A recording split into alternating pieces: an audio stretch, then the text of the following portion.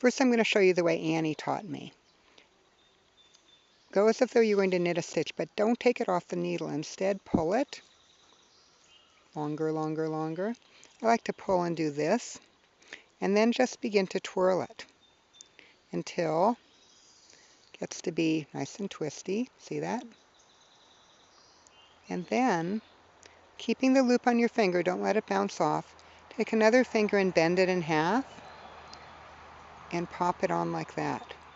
Now hold the bottom and kind of give it a bit of a twirl, and look at that beautiful thing. Oh my goodness.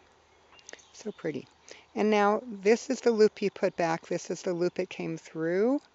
Now you knit them together because otherwise you've got an increase. And look what you've got. Got this gorgeous thing hanging out here. Because of the colors, it looks particularly interesting. Now, I'm going to go a little farther along and I'll show you how I have modified this a little bit. Instead of pulling a loop through that stitch, I just go in between the next two stitches like that. Pull a loop through there. Everything else is exactly the same.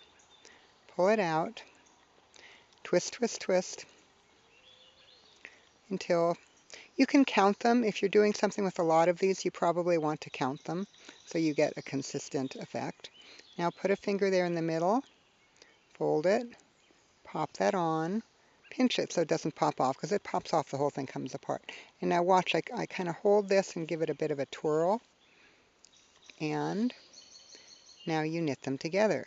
So the only difference between the way Annie did it, Annie showed me, and the way I just showed you is that Annie goes in to the stitch itself to pull it through, and I'm going in between the stitches. Now I'll tell you why I do it this way. I find that you get a slightly tighter attachment. It seems. I'm not positive, but it seems a little better. So if you're doing a whole lot of them in a concentrated area, it might be a nice thing to do. So notice I almost lost it there. Hold it down.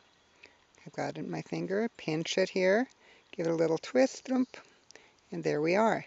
And don't forget to knit them together. If you don't knit them together, you have an increase. And beware, these are addictive to make. They use a bit of yarn, and have a lot of fun with them. They're easy.